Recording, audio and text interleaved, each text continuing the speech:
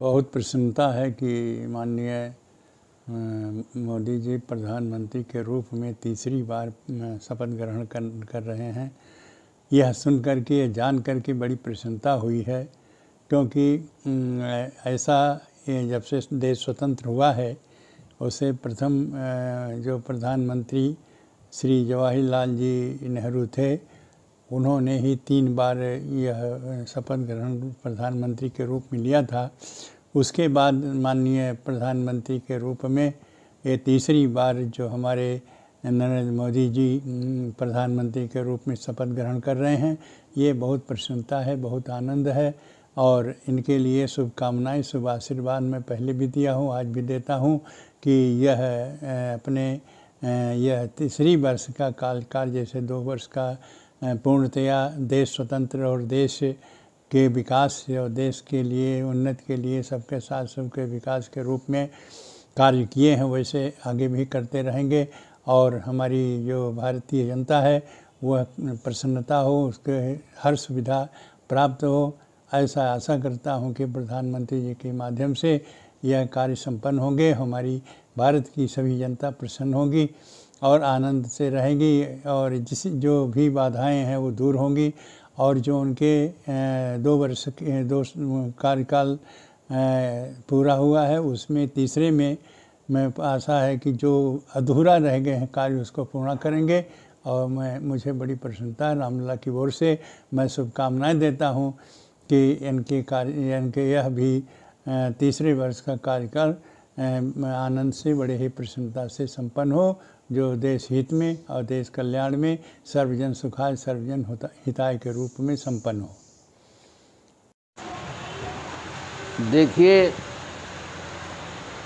राजा त्यागी होता है तो समाज सुखी होती है। साधु समाज हमारा प्रसन्न है बहुत ढंग से।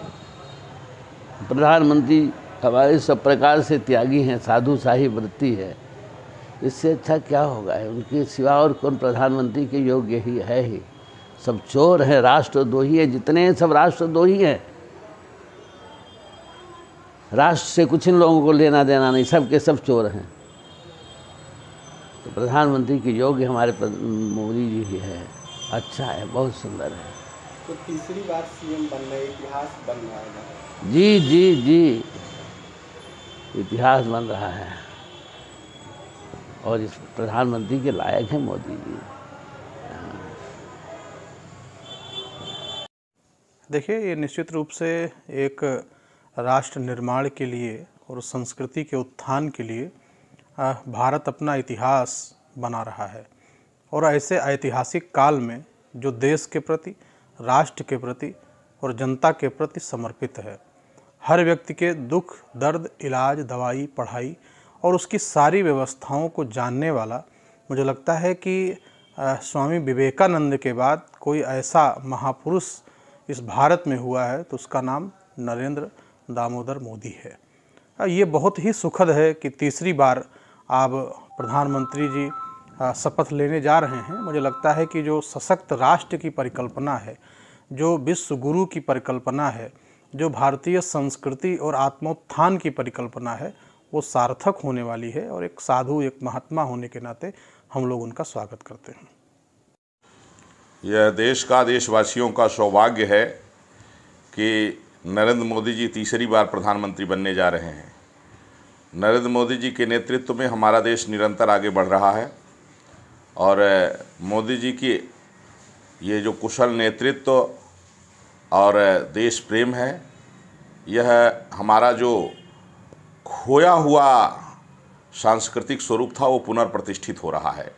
जो अतीत में भारत का स्वरूप था कि पूरी दुनिया में सब राजा होते थे और सबके ऊपर चक्रवर्ती सम्राट अयोध्या के हुआ करते थे भारत के, तो मोदी जी के नेतृत्व में फिर वो स्वरूप देखने को मिल रहा है कि पूरी दुनिया की निगाहें जो है तो आज भारत में, भारत की ओर हैं, मोदी जी की ओर हैं।